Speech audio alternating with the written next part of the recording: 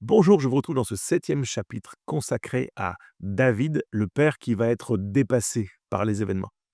Même quand tout échappe, Dieu peut encore écrire une histoire à travers toi. Et ça, c'est vraiment l'histoire de David en tant que père. David, en fait, c'est ce roi, cet homme selon le cœur de Dieu, le berger devenu guerrier, le poète devenu chef.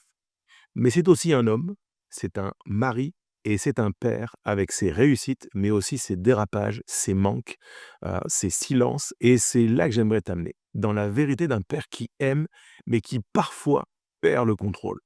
Parce que oui, même les hommes selon le cœur de Dieu peuvent être dépassés par leur propre maison. Et tu vas voir, la grâce de Dieu reste plus forte que les erreurs d'un père. La première pensée dans ce chapitre, concerne David en tant que roi et père. Dieu a connu des victoires incroyables. Il a terrassé Goliath, il a vécu des batailles de folie, il a écrit, des choses extraordinaires, il est sur le trône. Mais quand on regarde en fait à sa vie de famille, on voit qu'il y a des fissures. Ses enfants ont grandi dans la bénédiction, mais pas toujours avec la présence d'un père, au quotidien. Et David a su, diriger un royaume, mais pas toujours sa propre maison. Je crois qu'en fait, il est plus facile de régner sur un peuple que d'aimer une famille parfois. Et pourtant, Dieu ne l'a pas rejeté, parce que ce livre ne parle pas de perfection, mais de rédemption. Même un père dépassé peut devenir un père restauré. Tu peux être un bon serviteur, un bon leader, même un homme de foi, et quand même avoir des zones où tu n'as pas encore pris toute ta place, et notamment celle du père. Dieu n'a pas fini et il va t'y amener. La réussite publique ne rachète jamais l'absence privée, mais la grâce de Dieu restaure les deux. La deuxième pensée dans ce chapitre, je développe en fait le drame de Absalom, l'enfant qui finalement n'a pas été entendu.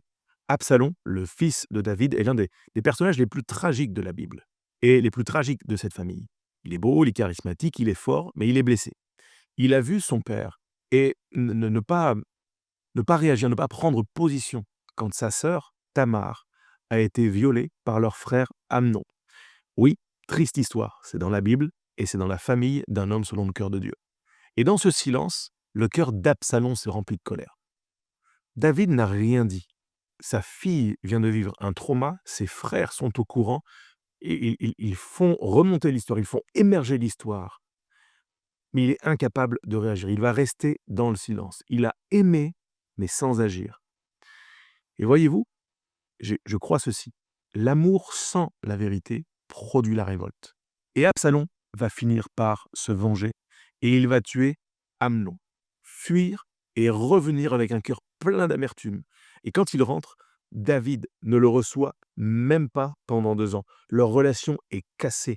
Cette histoire, elle est tragique. Une enfant violée, le fils en question tué, l'autre, le tueur parti, revenu, relation explosée.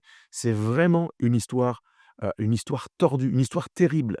Et c'est dans ce vide que la rébellion va naître. Comprenons ceci, un fils qui n'est pas entendu finira par hurler. Une fille qui n'est pas entendue finira par hurler. Si tu lui donnes pas ton attention, il ou elle cherchera l'affrontement. Et si tu ne lui donnes pas ton regard, il ou elle cherchera à te remplacer. Le silence d'un père crée le bruit dans le cœur d'un enfant.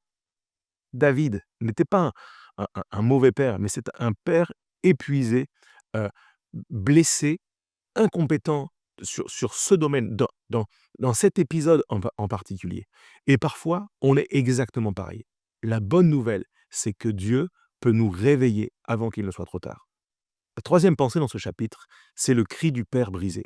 Quand Absalom meurt à son tour, David pleure d'une manière qui est déchirante. Et il est écrit ceci dans 2 Samuel 18, verset 33.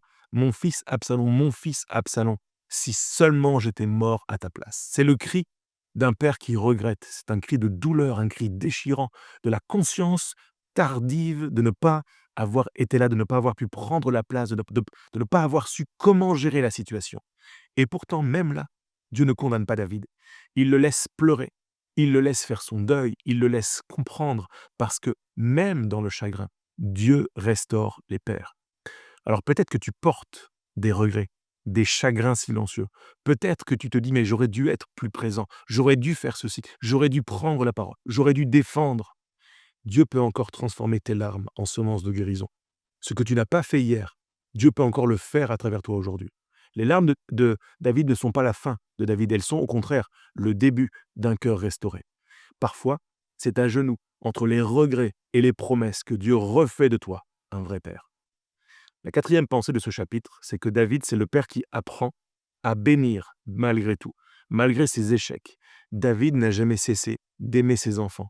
Même quand Absalom se rebelle, il ordonne à ses soldats dans 2 Samuel 18, verset 5, doucement avec le jeune homme, par amour, pour l'amour de moi. Tu vois, même blessé, le cœur d'un père reste le même. Il aime. Et c'est cette tendresse qui montre que la paternité, ce n'est pas une performance, mais c'est une posture de cœur. Tu n'as pas besoin d'être parfait pour bénir, tu as juste besoin d'aimer.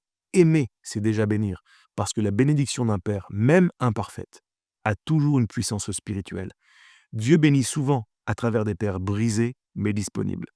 Quand David va bénir Salomon avant de mourir, il lui transmet plus qu'un trône, plus que du matériel, mais il va lui transmettre une direction. Il lui dit: «Sois fort, marche dans les voies de Dieu». C'est le cri d'un père qui a compris, il a enfin compris à la fin, il a enfin compris avec les épisodes qu'il faut marcher, en étant fort et qu'on est fort quand on marche dans les voies de Dieu. La cinquième pensée de ce chapitre, c'est que David nous parle de tous les papas qui vont être ou qui ont besoin d'être restaurés. David va finir sa vie en adorant Dieu. Oh, pas comme un roi puissant, mais comme un homme reconnaissant. Il chante encore, il écrit encore, il prie encore, il reste un adorateur, même affaibli. Et c'est ça, la beauté de cette histoire. Malgré les guerres, malgré les fautes, malgré les drames familiaux, malgré les fois où David n'a pas été là au rendez-vous, il va quand même finir sa vie en paix, il va mourir en paix. Parce qu'il a appris à remettre tout entre les mains de Dieu, son passé, ses enfants, ses échecs et sa maison. Dieu ne cherche pas des pères sans histoire, il cherche des pères qui lui confient leur histoire. Alors, mon frère, si tu entends ce message, si tu regardes ce message, j'aimerais te dire que tu n'es pas défini par tes manques, tu es défini par ta capacité à te relever par la grâce de Dieu. Dieu peut encore faire jaillir une lignée bénie d'un père qui est fatigué, blessé, désabusé et même dépassé. En résumé, David, c'est le père dépassé, mais restauré. David, c'est le rappel que même les meilleurs peuvent tomber, mais que la grâce relève toujours ceux qui se repentent. Il a été un roi victorieux et un père absent. Il a connu des trahisons, mais il a appris à aimer quand même. Il a pleuré sur ses erreurs, mais il n'a jamais cessé de chercher Dieu. Et il a fini par bénir une génération qu'il ne verrait pas grandir. Le père restauré, en fait, ne nie pas ses erreurs, mais il les transforme en témoignages.